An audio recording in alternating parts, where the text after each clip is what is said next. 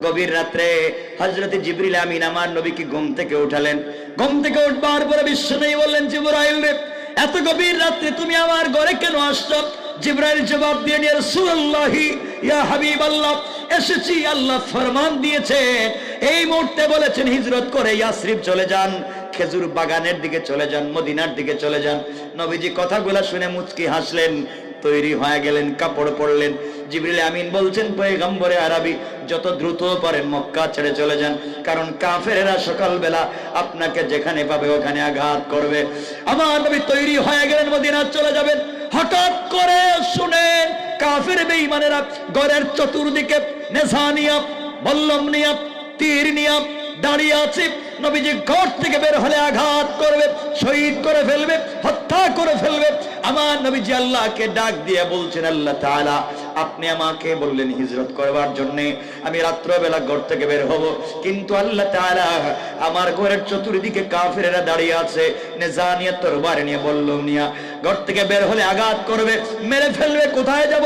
আল্লাহ রাব্বুল ইজ্জত ওয়াল জালাল বললেন, বন্ধুরে, শুধুমাত্র কেবলমাত্র আমার উপরে ভরসা করে ঘর থেকে বের হয়ে যাও। ইন্নাল্লাহ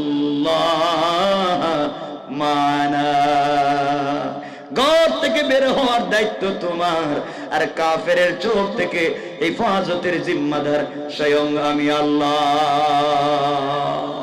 আল্লাহু আকবার। আমার বন্ধুগণ, গভীর মনোযোগ। পয়গম্বর আরবি রেডি হয়ে গেলেন, ঘর থেকে বের হবেন, মানব সুলভ আচরণ করে বলছেন, আল্লাহ তাআলা আপনি তো বলেছেন বের হয়ে যাব, বিশ্বাস করি বের হয়ে যাব, কিন্তু মনের ভিতরে শান্তি পাই না। ওয়ালাকিন লিয়াতমাইন্না কলবি, অন্তরে প্রশান্তি পাই না, না জানি বের হলে আবার মাইরে ফেলায় কিনা, পাথর দিয়ে আঘাত করে কিনা। আল্লাহ তাআলা একটা উপকরণ দেন যার মাধ্যমে বাঁচতে পারি। আল্লাহ বলেন, বন্ধুরে, তাহলে শোনো, হাতের মধ্যে কঙ্কর নেও, হাতের মধ্যে বালি নেও, হাতের মধ্যে পাথর নাও, কোরআন থেকে তেলাওয়াত করো, হাতের মধ্যে ওগুলো নিয়ে দরজা খুলে কাফেরদের উপরে নিক্ষেপ করো, আমি আল্লাহ কথা দিলাম তোমাকে বাঁচাইয়া দেব। এবার নবীজি চোখের পানি ছেড়ে আল্লাহকে ডাক দিয়ে বলছেন, আল্লাহ তাআলা আপনি বলেছেন বের হয়ে যাওয়ার জন্য, কঙ্কর দিয়ে আঘাত করার জন্য। কাফেরেরা তো একদিকে দাঁড়ায় নাই, চতুর্দিকে ঘরকে বেষ্টন করে রেখে দিয়েছে। আমি দরজা খুলে যদি একদিকে পাথর মারি, অন্যদিকের কাফেররা আমাকে ঘিরে ফেলবে, আঘাত করবে। পাথর মারলে তো একদিকে যায়, পিছন দিকে তো যাবে না, একদিকে মারলে পিছন দিক থেকে আমাকেও মারবে। এবার আল্লাহ ডাক দিয়ে বলছেন, বন্ধুরে, বন্ধু যাকে বানিয়েছি রাস্তাঘাটে কেউ মেরে ফেলবার জন্য না, কথা দিলাম, আমি বন্ধু কথা দিলাম, ঘর থেকে বের হয়ে হাতের মধ্যে পাথর নিয়ে তুমি একদিকে নিক্ষেপ করবা, আর আমি আল্লাহ কথা দিলাম সকল কাফেরদের চুকে চুকে পাথরগুলা পৌঁছে দেওয়ার দায়িত্ব নিয়েছি স্বয়ং আমি আল্লাহ। আল্লাহু আকবার। এবার আমার বিশ্ব নবী হাতের মধ্যে পাথর নিলেন, কোরআন থেকে তেলাওয়াত করলেন, দরজা খুললেন, সামনের দিকে পাথরগুলা মারলেন। তাকায়া দেখেন মারলেন একদিকে, কাফের চতুর্দিকে। তাকায়া দেখেন ডাইনের কাফেরদের চুকে পৌঁছে গেছে, বাম দিকের কাফেরদের চুকে পৌঁছে গিয়েছে, পিছনের কাফেরদের চুকে পৌঁছে গিয়েছে। নবীজি আশ্চর্য হয়ে গেলেন, মারলাম একদিকে, গেল দেখে চতুর্দিকে, সবাই চোখ রগড়ায়, সবাই চোখ মুছতে লাগলো। নবীজি পৌঁছে গেলেন, ঘটনা বলবো না, পৌঁছে যাওয়ার সময় দীর্ঘ ঘটনা। দীর্ঘদিন পরে আল্লাহ বিশ্ব নবীকে মদিনায় ডাক দিয়ে বলছেন, বন্ধুরে, ওই দিন যে ঘর থেকে বের হয়ে গেলা, যাওয়ার সময় আমাকে বলছিলা একদিকে মারলে একদিকে যায়, অন্যদিকের কাফেররা তোমাকে কি আঘাত করেছিল? আল্লাহ তাআলা না করে নাই, ওদের চোখেও পড়েছে, পিছনের কাফেরদের চোখে পড়েছে। নবীজিকে বলছেন, বন্ধু বলো তুমি কই দিকে মারছো? নবীজি বলছেন, আল্লাহ শুধু সামনে মারলাম, পিছনে কেমনে গেল জানি না। আমার আল্লাহ জবাব দিচ্ছেন, বন্ধু তাহলে শুনো, আমার রামাইতা ইদ রামাইতা ওয়ালাকিন্নাল্লাহ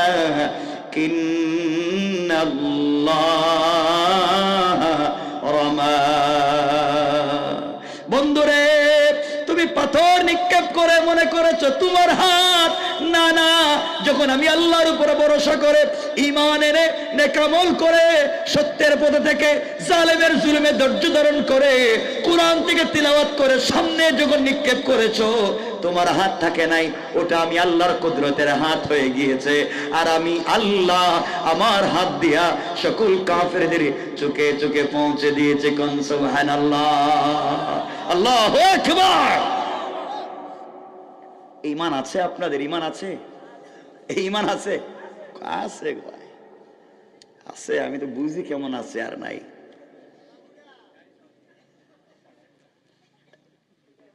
কষ্ট হচ্ছে আপনাদের? রাত্র কটা হয়েছে? 11টা কইছে। কেমনে গড়ে মনে নষ্ট নাকি? তা 12টার উপরে। ভাই কি লম্বা করবো কিছু না? আরে শুনেন না, আমি কাউকে কষ্ট দিয়ে ওয়াজ করতে চাই না। ঘুমান নাই কেউ? একজনও না? কি কয়? শুনেন কি বলতে চাই, বুঝো। তাহলে এখন এগুলা দিয়ে বুঝাতে চাইলাম, আল্লাহ বলছেন তোমরা যদি আমার উপর বিশ্বাস করো, কথা দিলাম রাস্তায় তোমরা একা নই, আমি আছি। ঠিক কিনা বলেন? এই জন্য আমার আল্লাহ 4 নাম্বার গোল বলছেন, ওয়াল্লাযীনা ইয়াকুলুনা রব্বানা ইসরিফ আন্না আযাবা জাহান্নাম ইন্না আযাবাহা কানা গারামা। আল্লাহ বলছেন গোলামের সাকারাত শুরু হয়ে যাওয়ার আগে, গড়গড়া শুরু হয়ে যাওয়ার আগে, কবরে চলে যাওয়ার আগে, মালাকুল মউত পৌঁছে যাওয়ার আগে আমার যে গোলাম গোটা জিন্দেগির গুনার জন্য আমি আল্লাহর দরবারে তওবা করবে, তার গুনাহ আসমান জমিন যদি ভরে যায়, আরশ কুরসি লৌহ কলম পর্যন্ত যদি গুনায় ভরে যায়, এমন কোন গুনাহগার গোলাম আমি আল্লাহর কাছে ক্ষমা চাই। কথা দিলাম গোলাম রে, তোর চোখ থেকে পানি বের হইয়া গাল ভিজে মাটিতে পড়বার আগে আগে গুনাহ মাফ করে আমার গোলাম হিসেবে স্বীকৃতি দিতে আমি আল্লাহর 1 মিনিটও দেরি হবে না। সুবহানাল্লাহ পড়েন। আর যদি এই 4 গুণ কি অর্জন করতে না পারে, তাহলে আমার শেষ আয়াত আল্লাহ বলছেন ইন্নাহা সাআত মুস্তাকাররাম ওয়া মুকামা। আল্লাহ বলছেন ভাল লাগে না যদি 4 গুণ, তাহলে অচিরেই তোমাদেরকে এক জায়গায় নিয়ে আজীবনের মতো রাখবো। সাআত মুস্তাকাররাম ওয়া মুকামা, একামত দিব, মুসাফির না, আজীবনের মতো থাকবা এমন এক জায়গায়। এই জায়গার নাম কি? ইন্নাহা লাযা নাযাআতাল লিশাওয়া। এমন একটা জায়গায় দিব যেখানে চামড়া, হাড্ডি, গোশত চলে ছাইখার হয়ে যাবে, রূহ চলবে না, তোমাকে পিটানো হবে। 1 লক্ষ বকরির বাচ্চাকে, জীবন্ত বকরির বাচ্চাকে মাথা নিচের দিকে করে পা উপর দিকে ওঠাইয়া 1 কোটি বকরির বাচ্চার শরীর থেকে নিচের দিকে চামড়া টাইনা নামালে বকরির বাচ্চাদের যে কষ্ট হবে, তোমাকেও আমি আল্লাহ মাথা নিচের দিকে করে পা উপর দিকে উঠাইয়া 19 জন ফেরেশতা দিয়া তোমার পায়ের চামড়ার থেকে মাথার দিকে টাইনা না। নাউজুবিল্লাহ বললেন না? জোরে বলেন না নাউজুবিল্লাহ।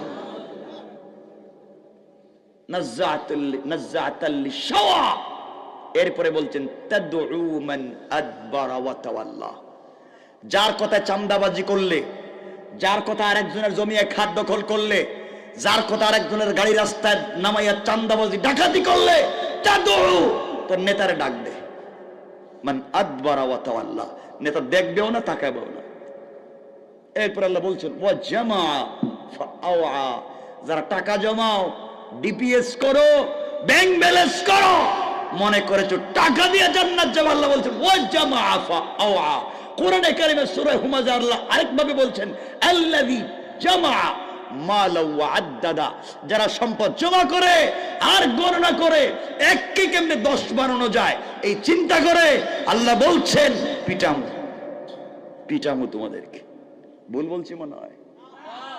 কোরআন থিসিস করেন, কোরআন অ্যানালাইজ করেন, কোরআনকে গবেষণা করেন।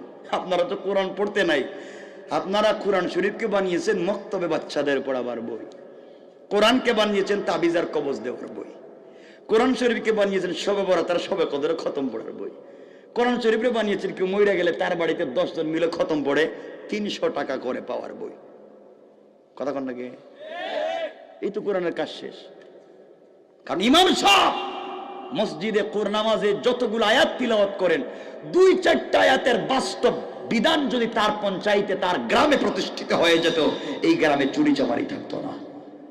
কথা বলেন না কেন? ইমাম সাহেব কিচ্ছু বলতে পারেন না, কারণ বললে বেচারার চাকরি থাকবে, কিচ্ছু বলতে পারে না। যেই মুরব্বী গড়ে নিজের ছেলের বউর কাছে মাইর খায়, পিটায়, সেই বেচারাই সেই ইমাম সাহেবের ঠেলায়। কথা বলেন না কেন? আপনাদের এলাকায় আছেন না আমি জানি না, বাচ্চারা দেখ কি আছে তো বুঝেন, সব কয়া ফেললে তুমি যাই না ফেলাই কি আছে এলাকায়। এলাকায় দেখবেন ছোট ছোট বাচ্চারা মসজিদের নামাজে যায়। এখানে কথা বলে কে? ছোট ছোট বাচ্চারা মসজিদের নামাজে যায়, গেছে চিল্লা চিল্লি করে, এজন্য মসজিদে বাইর করে দেয়, শুধু চিল্লা চিল্লি করো, কয় না? বলেনি? আসেনি আপনাদের এলাকায়? বাচ্চারা মসজিদে গেলে মসজিদ থেকে বাইর করে দেয়, দেয় না? যেই মুসল্লি বাচ্চারা মসজিদে গেলে বাইর করে দেয়, এই মুসল্লিরা আস্তে করে ঘাড় দইরা বাইর করে দিবে। না বাইরুন, আপনার মসজিদে আসার কোনো দরকার নয়। আপনি 50-60 বছর বয়সে মসজিদে আসছেন মুরব্বী, আর এই 7-8 বছরের বাচ্চা মসজিদে আসছে। আপনি যখন 7-8 বছরের বাচ্চা ছিলেন, তখন তো আপনি যাত্রা গানের সিনেমা হলে ছিলেন, ঠিক কিনা বলেন? আপনি বাচ্চাকে বের করে দেন, আপনার নামাজ তো কবুল হবে না। নামাজ পড়ে বউ পিটান, নামাজ পড়ে মাইর করেন, উল্টো পাল্টা করেন। নামাজ যদি কবুল হয়, এই মাসুম বাচ্চাদের উসিলায় নামাজ কবুল হয়। এদেরকে বাইর করে দেয়। বাচ্চারা গেছে মসজিদে, মুসল্লি একজনকে গায়, বাচ্চা একটু পিছনে যা, গেছে এক কাতার পিছনে। আরেকজন এসে গায়, আরেকটু যা, গেছে আরেক কাতার পিছনে। আরেকজন এসে গায়, আরেকটু যা, গেছে আরেক কাতার। যাইতে যাতে গেছে বারান্দায়। দূর জীবনের মসজিদে এইতাম না, ধাক্কায় ধাক্কায় বাইর করে দিল যখন, তার মসজিদে আসারই দরকার নেই। করেন এগুলা? কেন বাইর করেন? কেন দুষ্টামি করে? চিল্লায়, চিল্লাবে, দুষ্টামি করবে, মসজিদে প্রস্রাব করবে, গ্লাস ভাঙবে, ফ্যান ভাঙে ফেলাই দিব, দরকারে মুসল্লির পায়জামা ধরে টান দিবে, ইমাম সাহেব লঙ্গি ধরে টান দিবে। তো আপনাদের কোনো অসুবিধা আছে না? আল্লাহর তো কোনো অসুবিধা নাই, ইসলামের কোনো অসুবিধা নাই। ইসলামের সৌন্দর্য বাচ্চারা দৌড়াদৌড়ি করবে মসজিদে। সুবহানাল্লাহ বলেন। এগুলা বলতে তো আলোচনা লম্বা হয়ে যায়। রাসূলের পাক সেজদায় হযরত হাসান রাসূলের কাঁদে কাঁদে কাঁদে উঠে বসে রইছে। রাসূল সেজদায় 1-2 মিনিট না, আধা ঘন্টা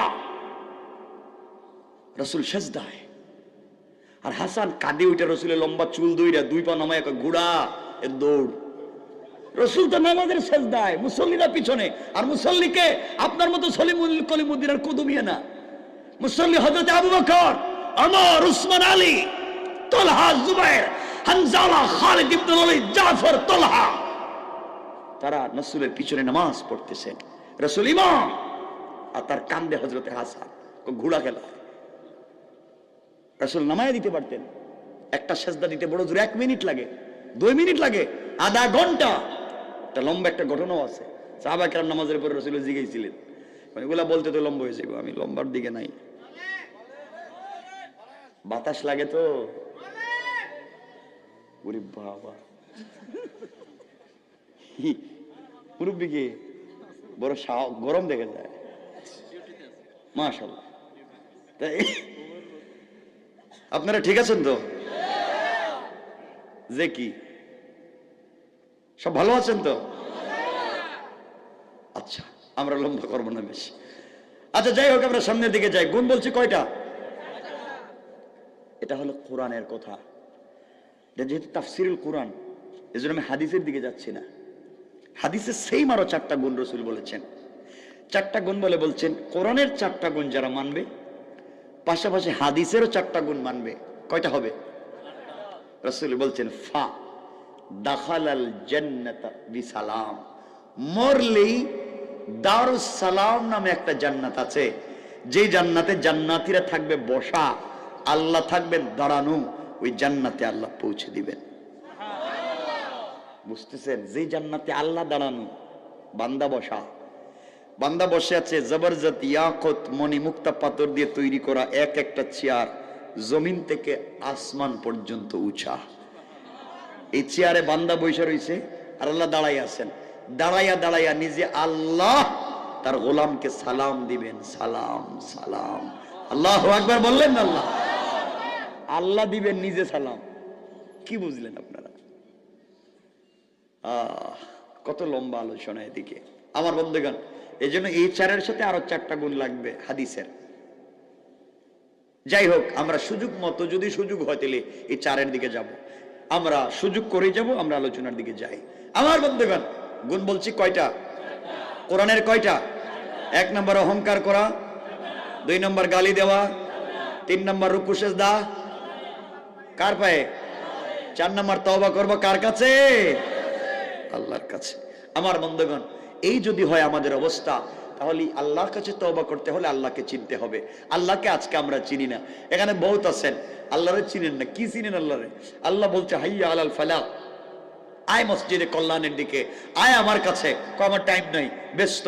ও যুবক, আয় না মসজিদে, ব্যস্ত। আসো না তাফসিরে, ব্যস্ত। আসো না দ্বীনের দাওয়াত দেই, ব্যস্ত। আসো না ইসলামী আন্দোলন করি, ব্যস্ত।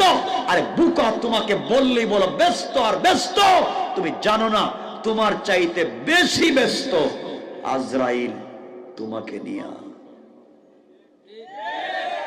তুমি দুনিয়া নিয়ে ব্যস্ত, আজরাইল খুঁজে তোমারে খুঁজে। শোনো বান্দরবানের মানুষ, মনে করেছো আগামীকালকে কক্সেস বাজারে তোমার বিজনেস আছে, কয়েক কোটি টাকার বিজনেস। তোমার দোকানে রড সিমেন্টের ব্যবসা, তোমার দোকানে গাছের ব্যবসা। আগামীকালকে কয়েকটা পার্টি আসবে, কয়েক লক্ষ টাকার বিজনেস হবে। এগুলা চিন্তা করে তুমি রাত্রেবেলা ঘুমাইছ। তোমার ঘরে এয়ার কন্ডিশন, এয়ার কুলার, টাইসার সিরামিক, বালিশের দাম 50,000, বেডের দাম 1 লক্ষ, পালঙ্কের দাম 50 লাখ। তুমি বালিশে ঘুমাইছ, আগামীকালকে সকালবেলা বিজনেস করবা। বুকা, তুমি জানো না তুমি যে বালিশে ঘুমিয়ে আছো, হতে পারে ওই বালিশের নিচে আজরাইল বসা। আজরাইল আল্লাহকে বলছে, আল্লাহ আমসিক ও আত্রুক। ও বলছে বাড়ি তার, ও বলছে বিজনেস তার, ও বলছে ফ্ল্যাট তার, ও বলছে টাকা পয়সা তার, সব নাকি তার। একবার তোমার নাম নে না, ও তো ঘুমিয়ে পড়ছে। বলো আল্লাহ ওরে ছাইড়া দেবো না ধর্ম। আল্লাহকে একটা থাপ্পড় দে।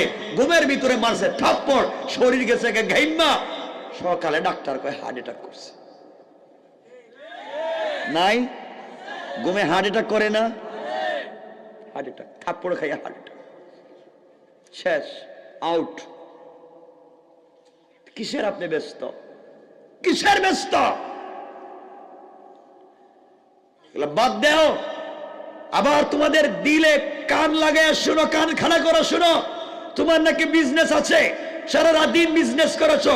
সারাদিন বিজনেস করতে জোহরের নামাজ নাই, আসর নাই, মাগরিব নাই, ঈশা নাই। ঈশার পরে টাকা গুনতে বসতো কেসের। আপনি জানেন না কেসের বাক্সের ভিতরে আজরাইল বসা। আজরাইল আল্লাহরে বলতেছে, আল্লাহ কয় টাকা নাকি তার, গনতেছে। গনতে দিব? কয় না, গনতে দেওয়া যাবে না। তাহলে কি করবো? কয় কানে একটা ফু দে। তাহলে কি হইব? কয় ব্রেন স্ট্রোক। হঠাৎ করে মাথা কাজ করতেছে না, ডাক্তারে নিয়ে গেছে, কয় স্ট্রোক করছে। নাই? তাহলে আপনি ব্যস্ত না আজরাইল? কথা কয় না। তা আপনি কিসের ব্যস্ত? বেচারা বিয়ে করবে, সবাইরে দাওয়াত দিছে, আজকে তার বিয়ে। একটু পরে গাড়ি ছাড়বে, বউর বাড়িতে যাবে, বিয়ে। ওয়াশরুমে ঢুকছে গোসল করতে, ঢুকছে যার বাইরে নাই, বাইরে না, ঢুকছে আর বাইরে না, মরে গেছে। কিসের ব্যস্ত আপনি? এজন্য আল্লাহর ওয়াস্তে আল্লাহকে চিনো। যুবক, তোমাদের পায়ে ধরে বলে যায়, আল্লাহকে চিনো, রবকে ভালো করে জানো, রবকে। বন্ধুগণ, গভীর মনোযোগ দিয়ে শোনো আমার কথাটা। ও ভাই যুবক, তোমাদেরকে বলছি, যুবক যারা আছো তোমাদেরকে বলছি, তোমরা নাকি ব্যস্ত, ব্যস্ত খালি প্রেম, গার্লফ্রেন্ড। শোনো কি বলতে চাই, তোমরাও প্রেমিক, আমিও প্রেমিক, আমিও প্রেম করি। তোমরা যে প্রেম করো ওটা তো ভুয়া প্রেম। তুমি যার সাথে প্রেম করো, তোমার গার্লফ্রেন্ড, তোমার এই মেয়েটা প্রেমিকা, হয়তো তার চামড়া অনেক ডিজাইন করা, বিউটিফুল, স্মার্ট, তার বয়স এক্সট্রা অর্ডিনারি করা, শুনলে পাগল হয়ে যাও। আরে বুকা, তোমার এই মেয়ের সাথে প্রেম করতে সারা রাত ঘুমাও না, সারা রাত জেগে তার সাথে কথা বলো, এর সাথে সম্পর্ক করতে গিয়া 30 বছর বিদেশে কাটাইয়া সব টাকা ওই মেয়ের পিছনে খরচ করেছ, সারাদিন ব্যবসা করে বিকেল বেলা ওই মেয়ের বিকাশে টাকা পাঠায় দাও।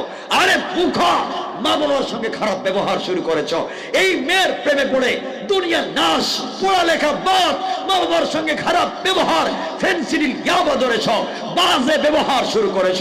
বুকা, তুমি জানো না যে এই মেয়ের সঙ্গে সারা রাত্র কথা বলছো, ওই মেয়ে যদি আজকে রাত্রে মইরা যায়, কসম আল্লাহ পাকের জাতের 72 ঘন্টার ভিতরে তার চামড়ার থেকে বের হবে পোকা। কি এর চামড়া, কি এর ডিজাইন।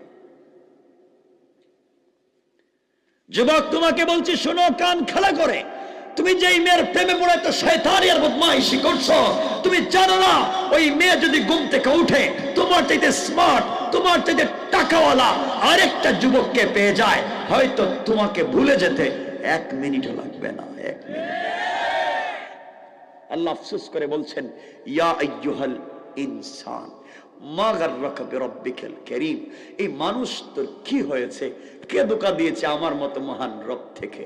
অথচ আল্লাযী খালাকাকা, আমি তোকে বানিয়েছি, তুই আমাকে চিনলি না, আমাকে একটাবার ডাকলে না। কার প্রেমে পড়লি?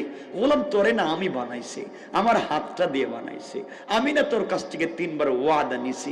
কেমনে তুই দুনিয়া গিয়ে ভুলে গেলে? তোর অক্সিজেনটা এখনো আমি দেই, তোরা ফলমূল এখনো আমি খাওয়াই, তোর হাত পায়ে জোর তো আমি রেখা দিছি, আমি তো বিকলাঙ্গ করি নাই, আমি তো তোকে কানা বানাই নাই। এত কিছু দেওয়ার পরে আমাকে চিনলে না, মনে রাখিস চিনলে না। ওয়াত্তাকু ইয়াওমান তুরজাউনা ফিহি ইলাল্লাহ, যেদিন আবার ফিরে আসবে সাইজ করব। বলেন না ভুল বলছি? যুবকদেরকে বলছি শুনো, বুয়া প্রেম বাদ দাও, প্রেম তো করেছেন আল্লাহ আমার রাসূলের সঙ্গে।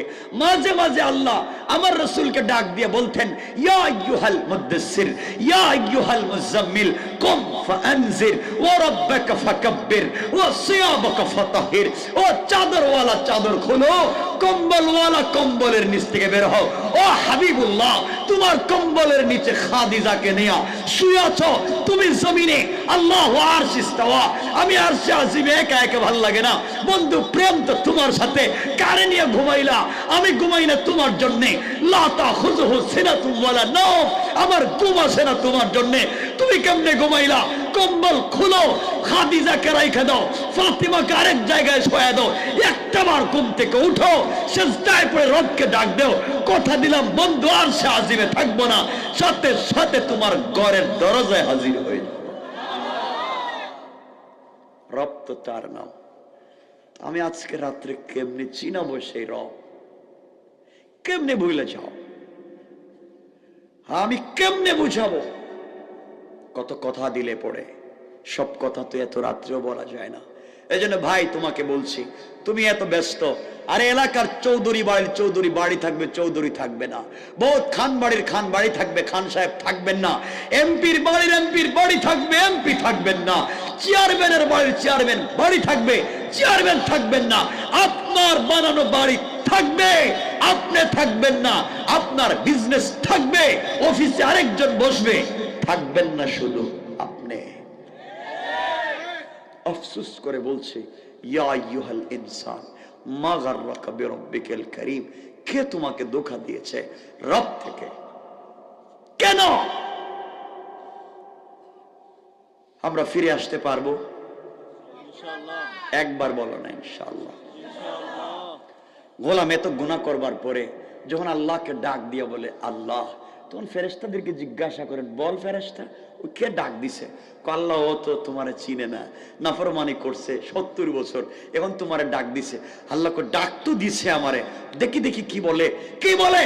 গোলাম শুনো, আজকের সিয়রতলির যুবক আর যুবতী, মা আর বাবা, শুনো, তোমাদের পায়ে ধরে বলে যাচ্ছি, গুনাহগার গোলাম গভীর রাত্রে যখন সিজদায় পড়ে গুনার কথা মনে করে, আল্লাহকে যখন ডাক দিয়ে বলে সুবহান রাব্বিয়াল আলা, যখন সুবহান বলে ডাক দেয়, ফেরেশতাদেরকে আল্লাহ বলেন, বল ফেরেশতা, এই গোলাম তো গুনাহগার, এটা তো বেয়াদব, আমার ধারে কাছে আসে না। আজকে আবার কি বলছে? আল্লাহ ঘুম থেকে উঠা কান্না কইরা বলতেছে সুবহান, তুমি নাকি পবিত্র, সেও অপবিত্র, জিন্দগিতে বহুত অন্যায় করছে, আজ স্বীকার করছে সে অপবিত্র, তুমি পবিত্র। আল্লাহ বললেন ও কি আমাকে দেখছে? আল্লাহ না দেখেই বলছে তুমি পবিত্র। আল্লাহ বললেন সাথে সাথে সাব্বাহতানি, অবশ্যই আমি পবিত্র। আর গোলাম আজকে বিশ্বাস করে স্বীকার করবার কারণে সাব্বাহতুকা, গোলাম তোকে দুনিয়ায় বানালাম পবিত্র আর আখিরাতে দিলাম বিনা হিসাবে জান্নাত। গোলাম যখন সিজদায় পড়ে বলে আলা, তখন ফেরেশতাদেরকে আল্লাহ বলেন, বলছে কি? আল্লাহ বলছে আলা, তুমি নাকি বড়, সে ছোট, বহুত অহংকার করছে, বহুত টাকার গরম আর ক্ষমতার গরম দেখাইছে, আজ বুঝতে পারছে তার কিচ্ছু নাই। হে ছোট, আলা তুমি বড়। আল্লাহ বলেন আলাইতানি, অবশ্যই আমি বড়। আর গোলাম আমাকে স্বীকৃতি দেওয়ার কারণে আলাইতুকা, গোলাম দুনিয়ায় বানালাম বড় আর আখিরাতে বড় বানাইয়া বহুত পয়গম্বরদের আগে জান্নাতের ফয়সালা করে দিলাম। এই রবকে চিনেন না, এই রবকে চিনতে পারেন না। এজন্য আমরা রবকে চিনবো তো ইনশাআল্লাহ। সবাই বলেন না ইনশাআল্লাহ। 12:30 হয়ে গেছে। সালা, এই রাস্তা দিতে যাওয়া লাগবে আবার বাইরে একবার। আমার রাস্তায় নিয়ে দিব কেনা? ও বাবা, কোত্থেকে কথা কয় এগুলা? কষ্ট হচ্ছে না আপনাদের?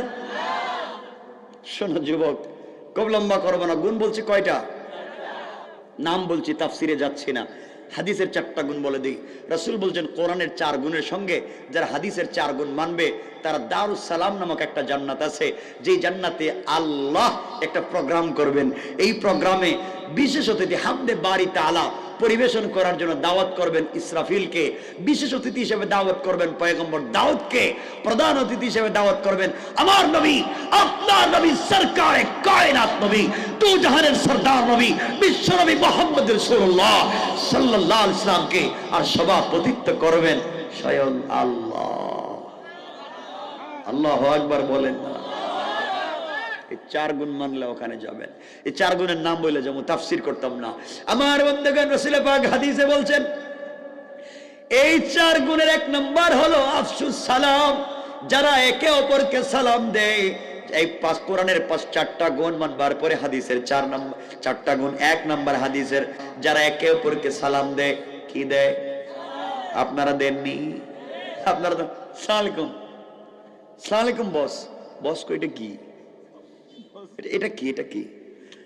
ফেরেশতারা আল্লাহর কাছে জিজ্ঞাসা, আল্লাহ আপনি সালাম শিখাইলেন এক সিস্টেম, হেরা দিকে আসসালামু আলাইকুম মানে কি কইল? আল্লাহ তা তো আমি বুঝতেছি না, সালাম তো মুখ দিয়ে দিলাম সুন্দর করে কইতো, এই সালাম আলাইকুম কয় কি?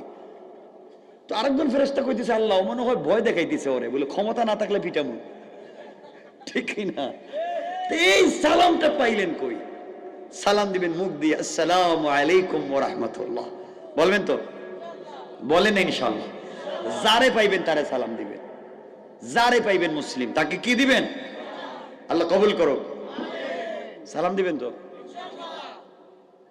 বাসায় গিয়া বউরে, হ্যাঁ বউরে সালাম দেননি? কি কর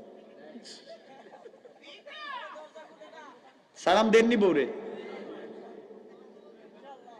ইনশাল্লাহ কি সালাম দেন না? তাইলে বউরে সালাম দেন না? আচ্ছা, বউর সাথে দুশ্মনীটা একটু একটু করে কোন আমারে, বউরে সালাম দিলে সমস্যাটা কি? আমারে কোন সালাম দেন না কেন? বউরে বানাইছেন ঘরের কামলা, এই ওয়াজ করলে তো বাসা যাইতে পারবেন না, আজকে বাসা যাওয়া বন্ধ করে দিব।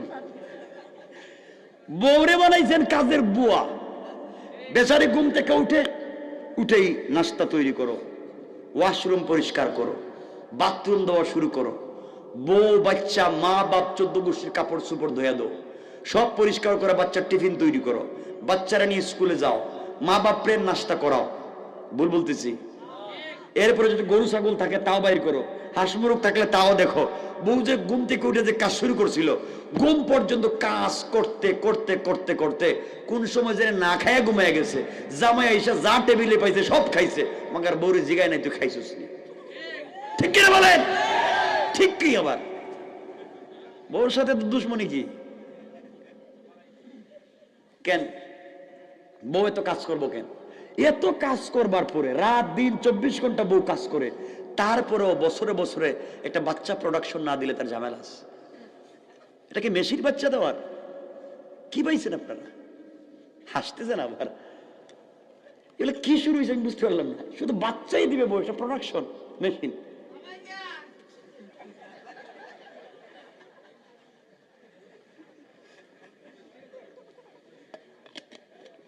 করবেন না, এগুলো করবেন না, কারোর সাথে খারাপ ব্যবহার করবেন না। শোনেন, এরপরে এত কাজ করার পরে বউ সব রান্না কইরা মাছ গোশত যা আছে সব দিয়ে দিছে। এরপরও স্বামী কইতেছে, কইরে মাছ আনলাম 2টা, মাথা তুই কয়টা খাওয়াইলে? কই 2টাই তো খাওয়াইছি। কই আরেকটা গেল কই? 2টা খাই, আরেকটা কই খাইতো? এগুলো বাদ দেন, স্ত্রীকে সম্মান দিতে শিখুন। বউকে দিয়ে যেত কাজ করান ইসলামে নাই। কই পাইছেন যে বউ আপনার রান্না করে খাওয়াইব, বউ আপনার ঘর ঝাড়ু দিয়ে দিব, বউ আপনার যে মশারির হুক এটা লাগাই দিব? এটা তো হাদিসে নাই। কেন এত কাজ করা?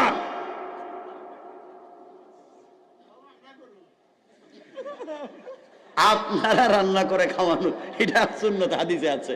রাসূল পাক মসজিদে নববীর মুতাওয়াল্লি, মসজিদে নববীর ইমাম, মসজিদে নববীর খতিব, মাদ্রাসায় দারুল আরকামের প্রিন্সিপাল, মাদ্রাসায় দারুস সুফার প্রিন্সিপাল, মদিনা নামক রাষ্ট্রের প্রেসিডেন্ট, যুদ্ধের ময়দানের সেনাপতি, এত দায়িত্ব পালন করবার পরে মদিনা নামক বাজারের সবথেকে বড় বিজনেস ম্যাগনেট, এত কিচ্ছু করার পরেও ঘরে আইসা স্ত্রীর রান্নায় সহযোগিতা করেন নাই?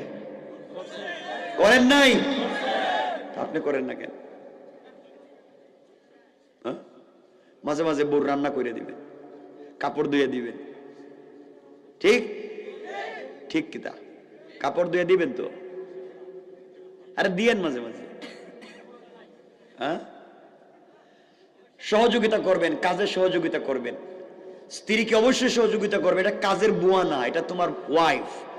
কারণ তুমি যত বড় বুজুর্গ হও, কিয়ামতের দিন আল্লাহ সব বাদ দিয়ে বউরি জিগাইবেন, ক তোর জামাই যে বল্টু এটা কেমন ছিল? ও যদি শুধু উল্টা পাল্টা কয় আর আপনি যত বড় পিসাবন, কাজ হইতো না। ঠিক কিনা বলেন? কারণ আপনার সার্টিফাই ওখান থেকে আসবে। মানে আজকের থেকে সাবধান, বউর সাথে ভালো ব্যবহার করবেন। করবেন তো ইনশাআল্লাহ? বউর সাথে ভালো ব্যবহার করবেন তো ইনশাআল্লাহ? আমার বন্ধুগণ, মাঝে মাঝে ঘরে গিয়া বউরে লিপস্টিক লাগাই দিবেন। হাসে,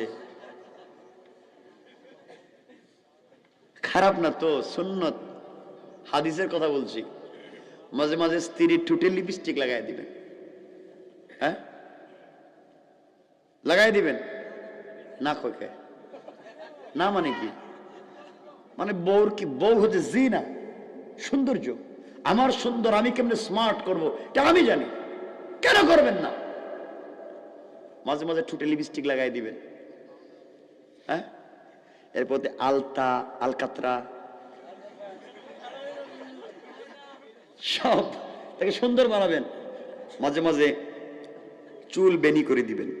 চুল আছড়াইয়া বেনি করা তো বুঝেন, বেনি না শীতি বুঝেন? বেনি করা। রাসূল পাক দেখেন না, হাদিস বলে শামাইলে তিরমিজি, তিরমিজির 2য় খণ্ড লাস্টের অংশ, শামাইলে তিরমিজি, মা আয়েশা সিদ্দিকা রাদিয়াল্লাহু তাআলা আনহার বর্ণনা। তিনি বলেন, নবীজি একদিন ঘরে আসলেন, আয়েশা আমার চুল আউলা জাউলা দেখলেন। তো নবীজি বলছেন, আয়েশা তুমি তো এত স্মার্ট, এত সুন্দর, কিন্তু চুলগুলো এত ঠিক করে রাখতে পারো না, তুমি একটা সুন্দর করে কাপড় পরতে পারো না। তো আয়েশা বলছেন, আপনি এমন স্বামী আমার চুলগুলো বেঁধে দিতে পারেন না, আমাকে কাপড়ও ঠিক মতো পরাই দিতে পারেন না। তো রাসূল পাক নিজে আয়েশাকে কাপড় পরাইয়া চুলগুলা তেল দিয়া নিজে বেনি করে দিচ্ছেন, শীতি করে দিচ্ছেন। কারণ সুবহানাল্লাহ। আপনারা দেননি, মিথ্যা কথা কইেন না। কে? আরে যারা বিয়ে করছে না এরা তো বুঝি না, তারা শয়তান বেশি। কার মুখে চাইনিজে গিয়ে খাওয়া এটা আমার জানা আছে। যারা বিয়ে করছেন এটা করেননি বাবা। বউর সাথে একটু ভালো ব্যবহার করবেন, মাঝে মাঝে চুলগুলো আছড়াইয়া দিন, কাপড়টা নিজে পরাইয়া দিবেন ইনশাআল্লাহ। চাইলে মাঝে মাঝে স্ত্রীর চুলে কালার করবেন। কালার, রং লাগায় না, কালার করে না চুল? না কই বুঝি না, না কই কে? না কেন আমার বলেন তো, এটা কোন হাদিসে কে কোন হুজুর বলছেন না কোন? তো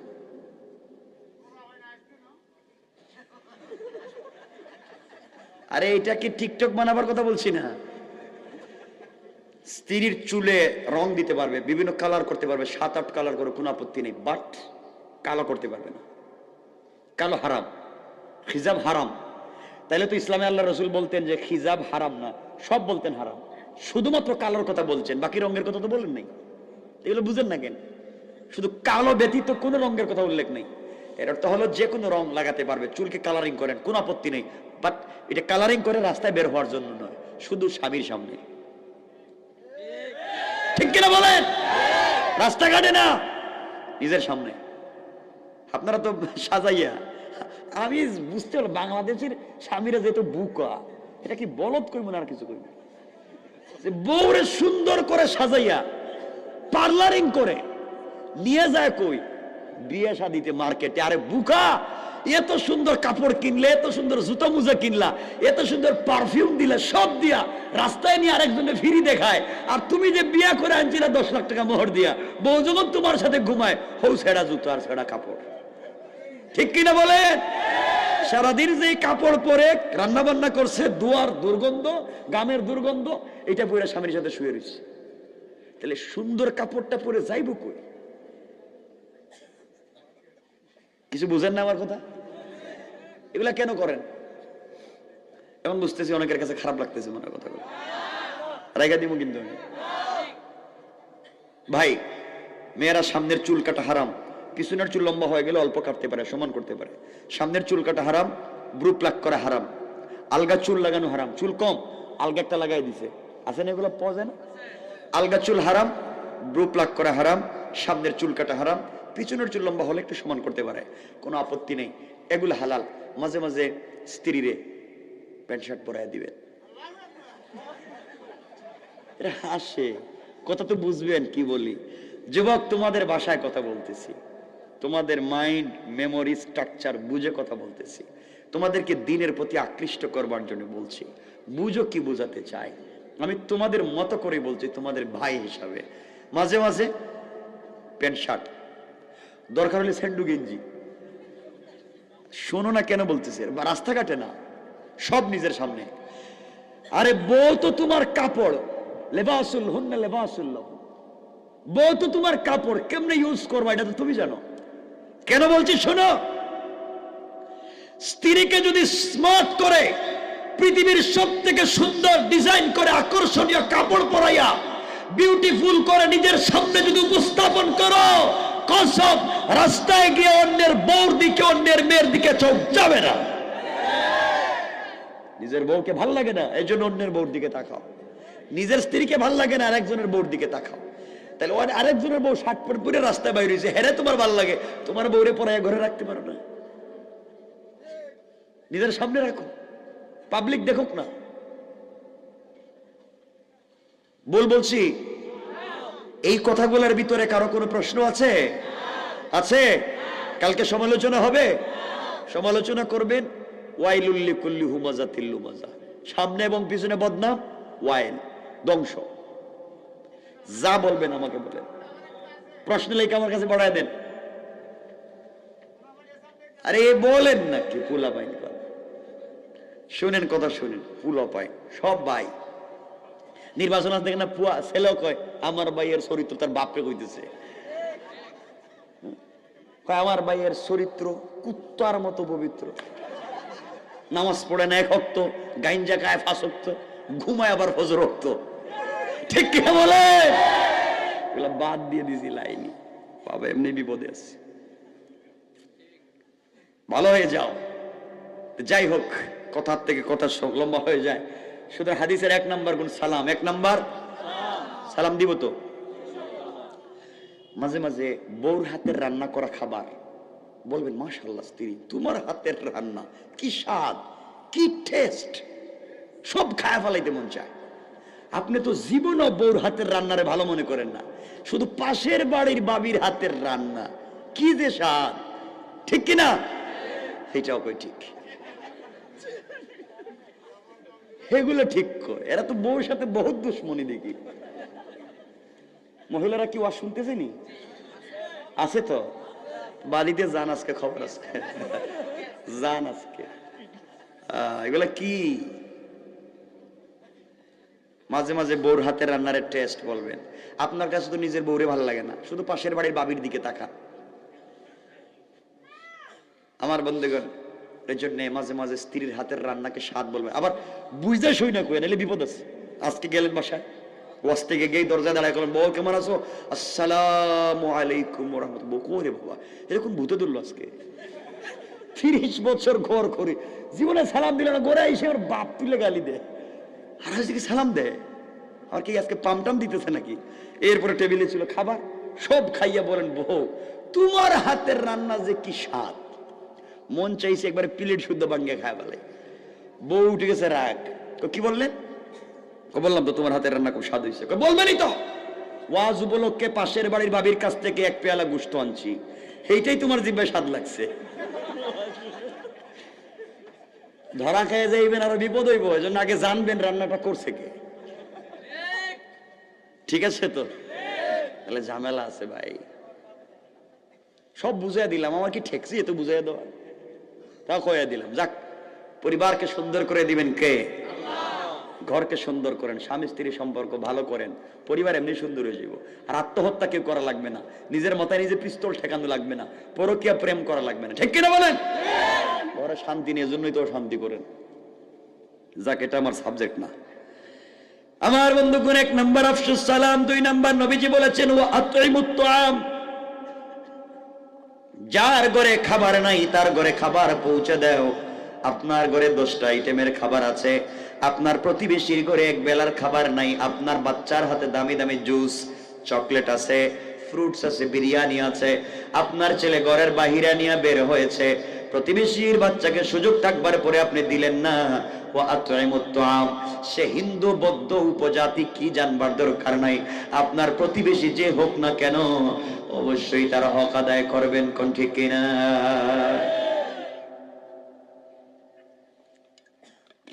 তিন নম্বর নবীজি বলেছেন ওয়াসিলুল আরহাম।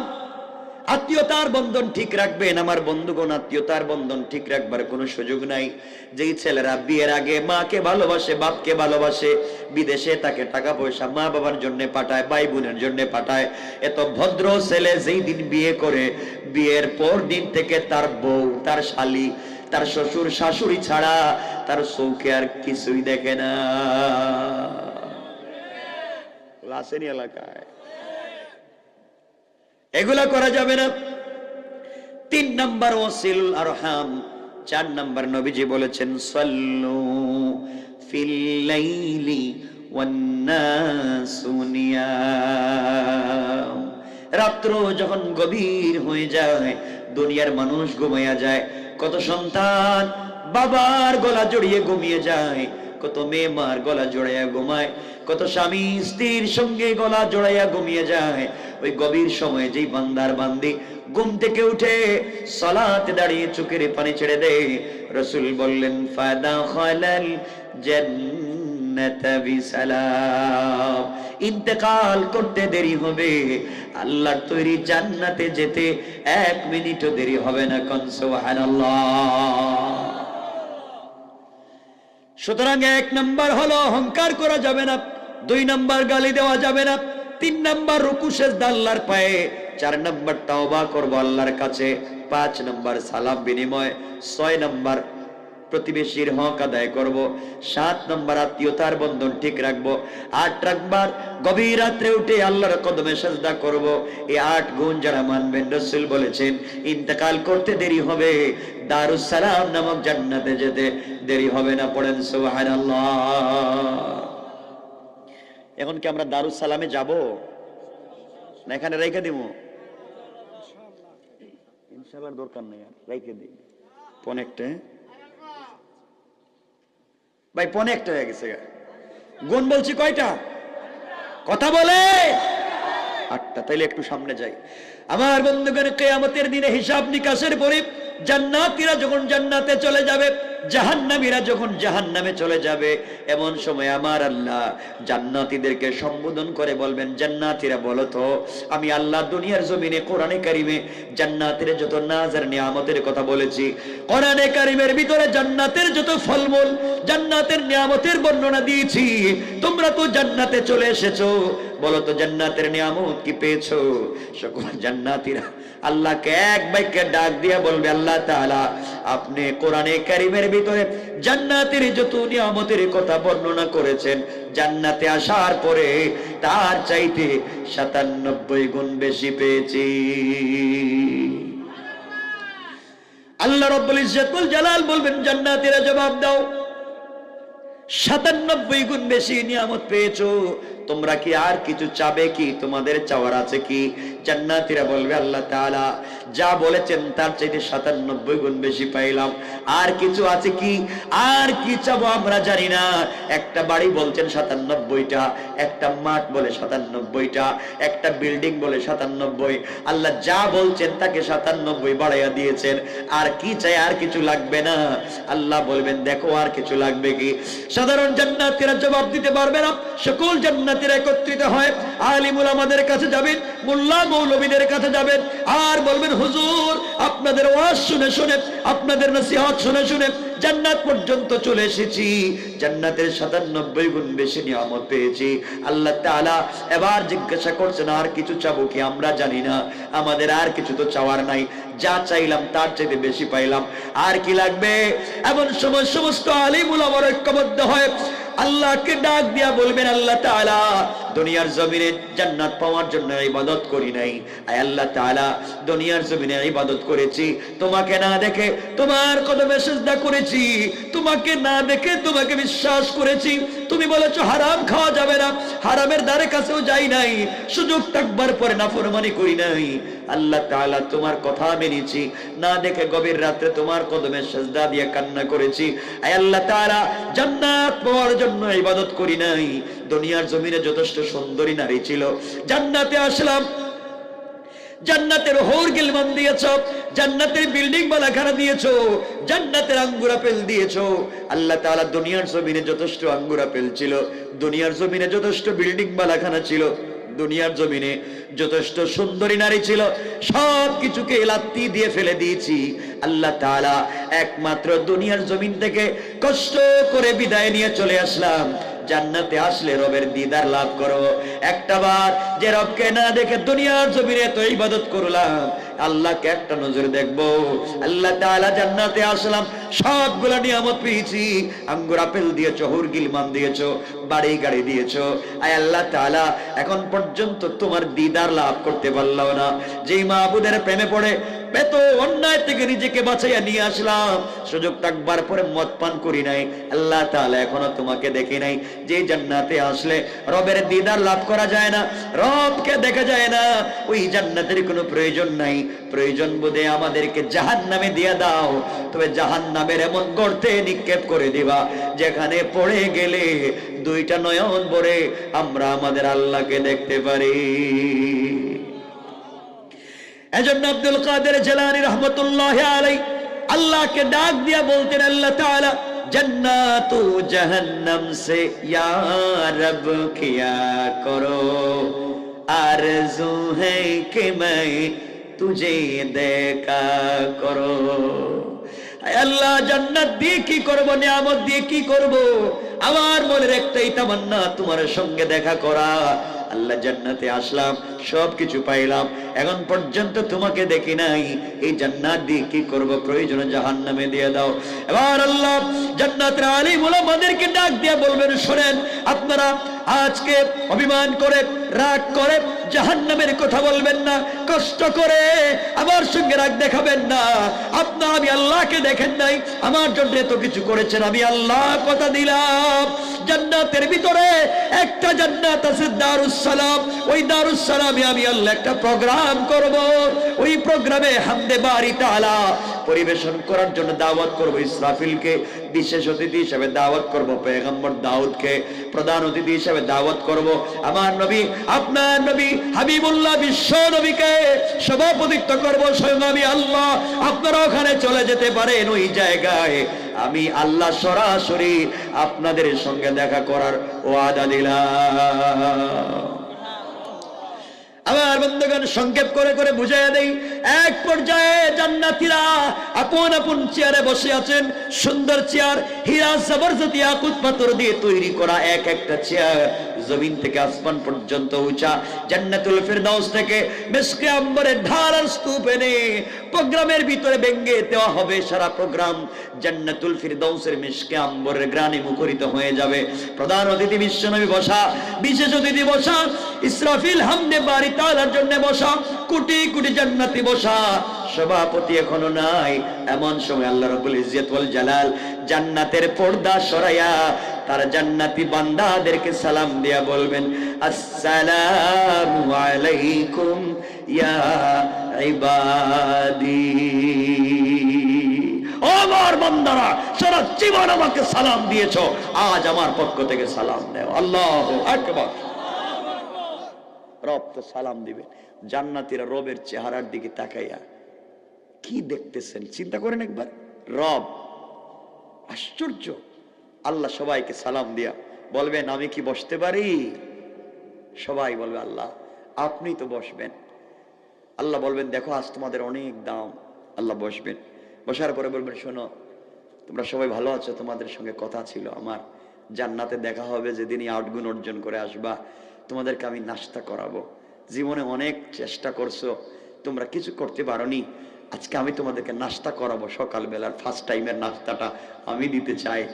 জান্নাতীরা বলবে, আল্লাহ আপনি নাস্তা করালে তো আমাদের আপত্তি নেই, কি খাওয়াবেন? আমার আল্লাহ বলবেন, শোনো ফার্স্ট টাইম প্রথম দিনের নাস্তা, গোটা দুনিয়ার মাটির রস চিপে, মাটি চিপে রস বের করে এই রস দিয়া কাই বানাইয়া খামির বানাইয়া রুটি তৈরি করা হবে। এই মাটির ভিতরে আঙ্গুরের রস আছে, বেদানার রস আছে, ডালিমের আছে, কমলার আছে, মালটার আছে, পৃথিবীর সকল ফলের রস এই মাটিতে আছে। আল্লাহ সবগুলা দিয়ে রুটি তৈরি করবেন। আর পৃথিবীর সকল মাছের কলিজা বোনা করে প্রথম নাস্তা হাজির করবার কথা বলবেন। পড়েন না সুবহানাল্লাহ। আমি কি ডুববো আর একটু ভিতরে? খুব খুশি। রাত্রে যে কয়টা হইতেছে এটার খবর ভাই? একটা